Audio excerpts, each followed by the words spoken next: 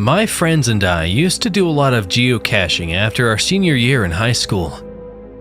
For those who don't know what geocaching is, it's essentially a worldwide scavenger hunt. People will select sites and conceal a geocache somewhere unobtrusive, then post GPS coordinates on geocaching websites, where other searchers can download the coordinates and locate the cache. Usually, people who have found the object, often it's a chest or something hollow, will leave a note or small personal memento for future researchers to find and appreciate. There are several types of geocaches, and most of them are thematic in nature.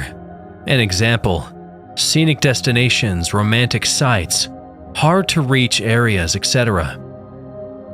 This story begins when my friends and I decided to try a series of purportedly haunted locales within about an hour's drive of our hometown.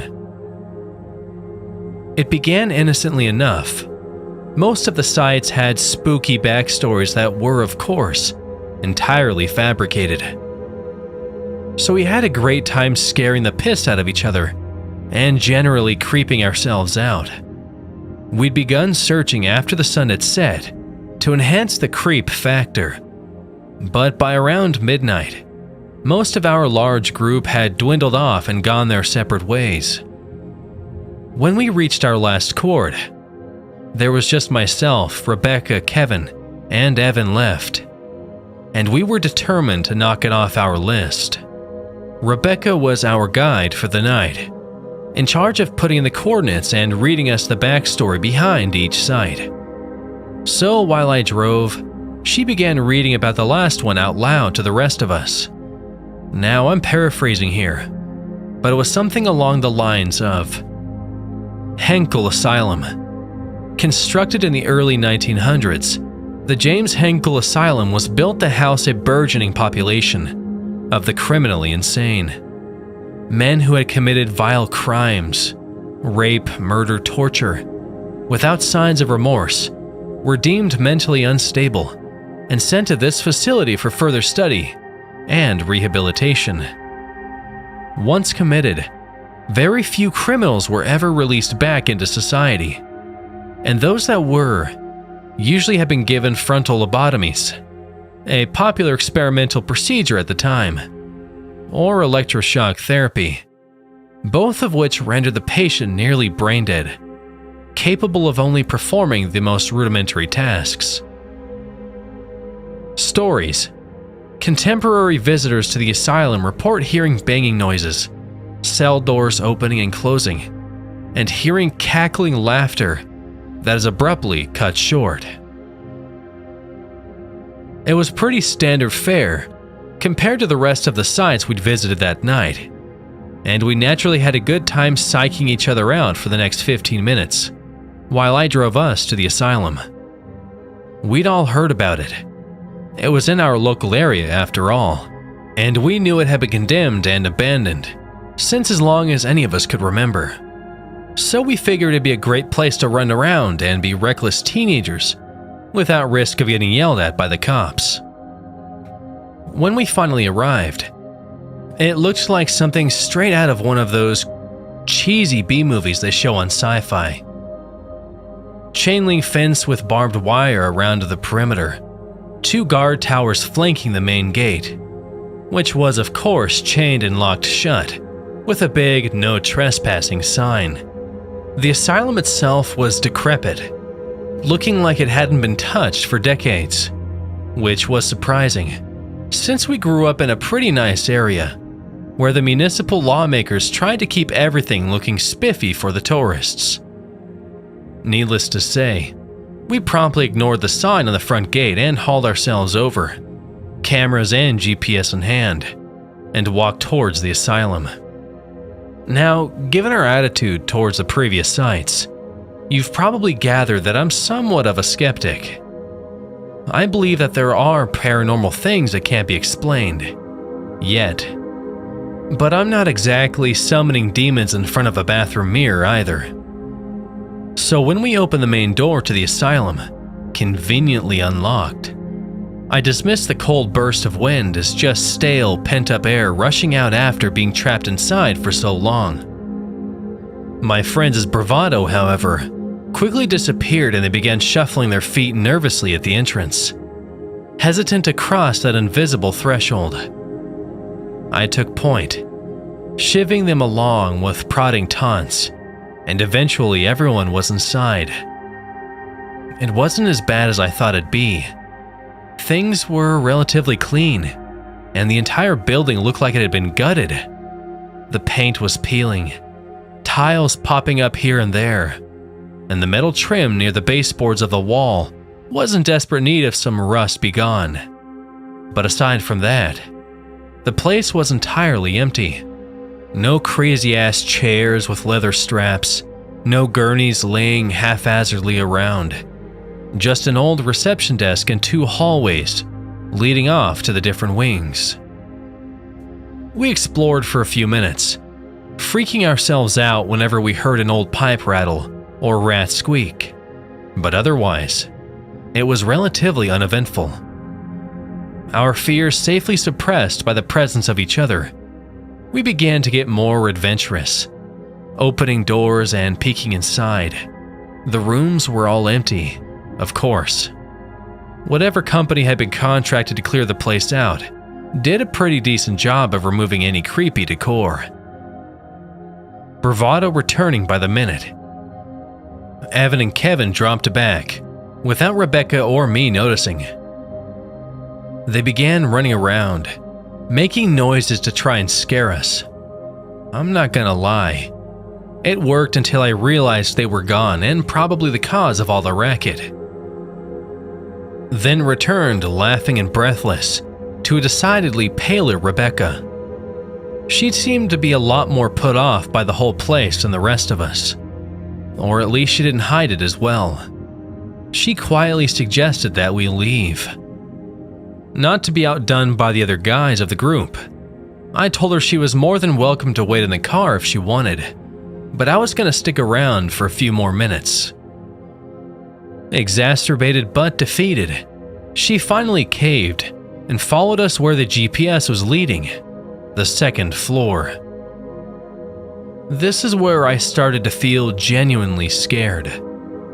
Before, I was just kind of creeped out, but there was something about the whole floor that literally gave me the shivers, despite it being a warm summer night.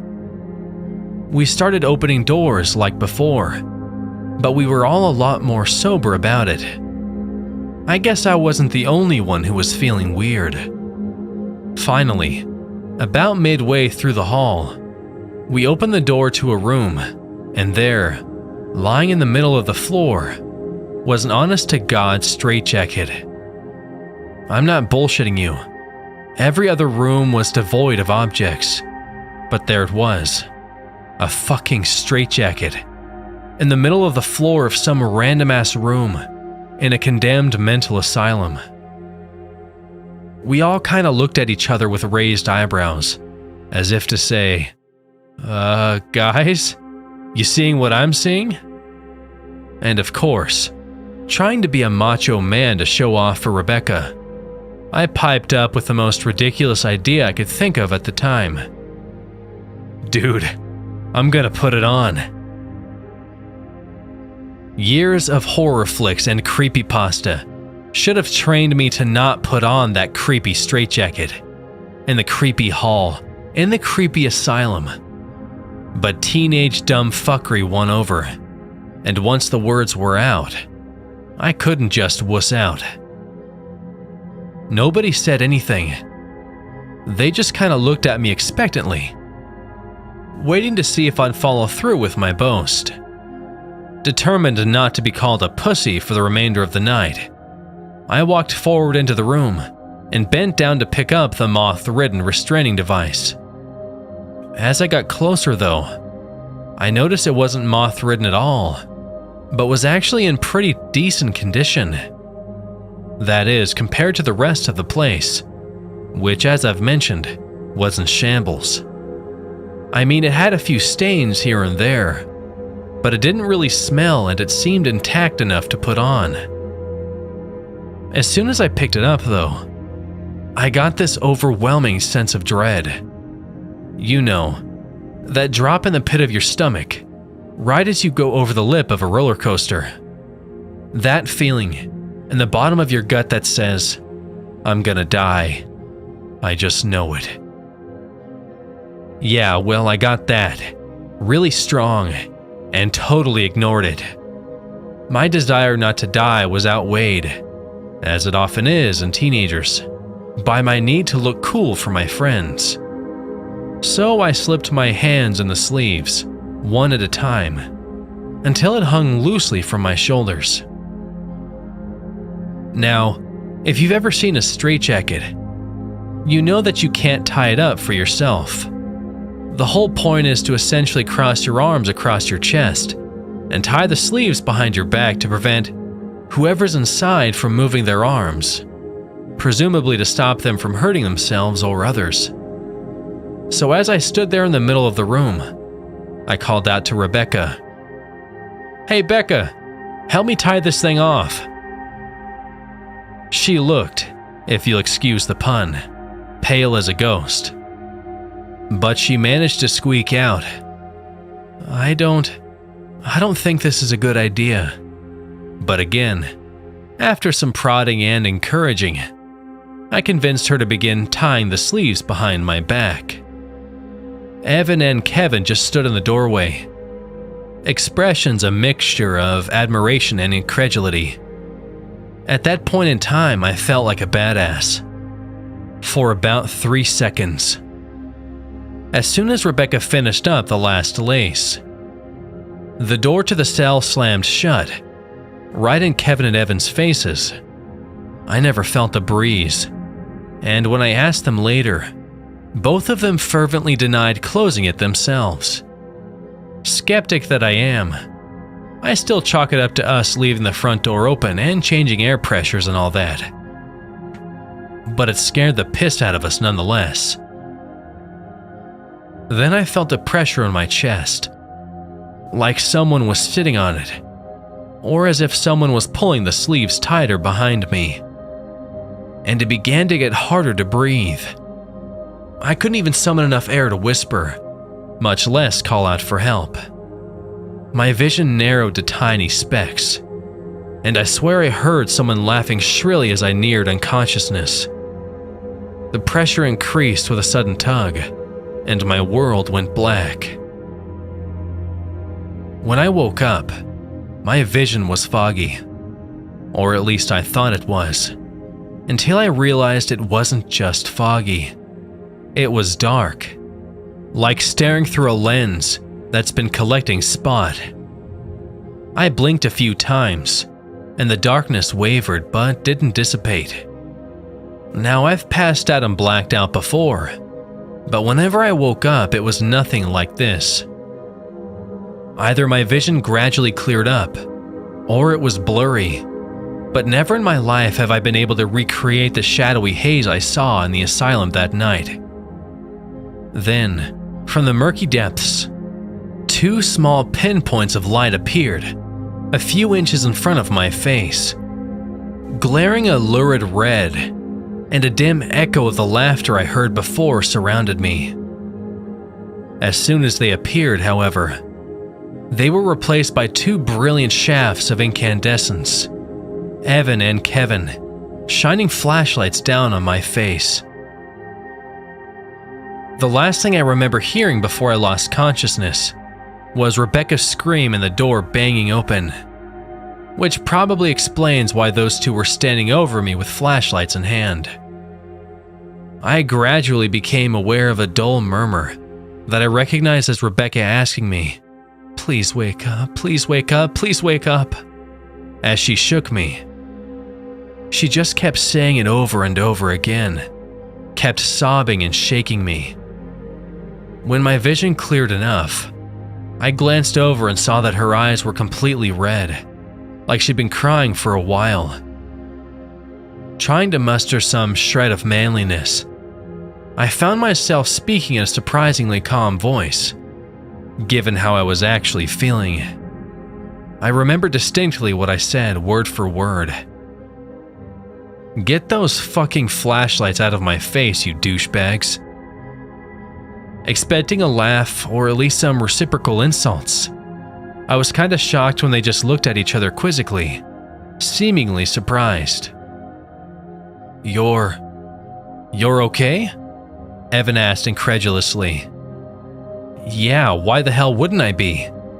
Becca just tied the things too tight. I couldn't breathe, so I passed out.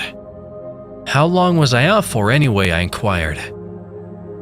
Apparently, it had been long enough for them to untie the straitjacket, allowing me to rub a hand across my face.